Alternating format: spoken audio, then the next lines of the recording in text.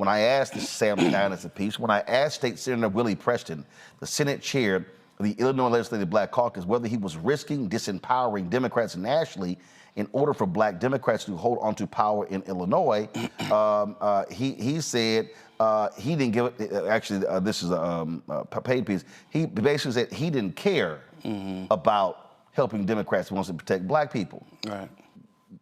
Okay, I get your point, right. but you actually are not protecting right. Black people right.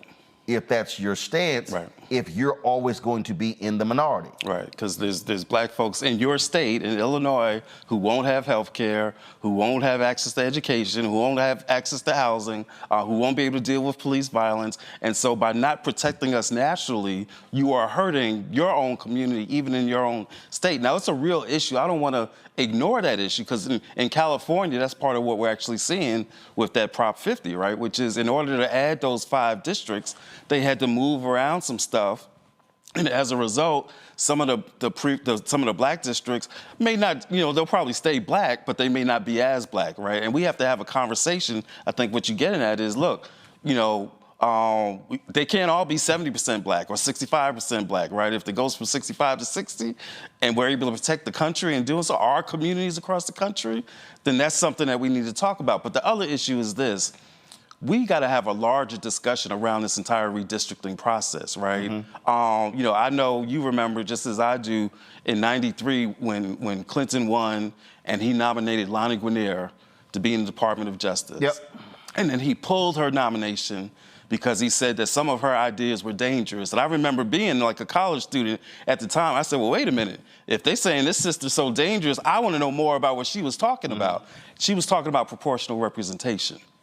And she saw it as a way to deal with the very fundamental problem that we have. Because what she said was, in this country, or in any country, as long as you are a minority group in a simple majority rule, first to the post, single-member districts, that you are always going to be in a bad situation, right? And so we got to start having some more.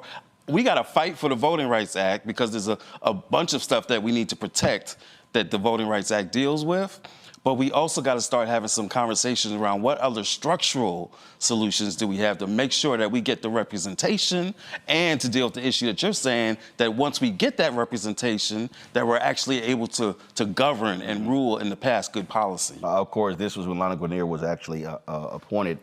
She passed away 3 years ago. And see, what I am trying to walk people through is an understanding of power. That's right.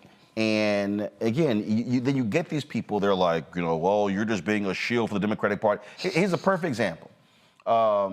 Yesterday, my man Keenan Towns had a golf tournament for his foundation at Langston Golf Course in D.C. And then they had a community picnic on the driving range afterwards. So backyard band is playing, and there's this brother who's there. He's an Omega. And so he comes up to me and he says, yeah, I'm an Omega, got his gear on. I'm one of those Black men who voted for Trump. I said, okay.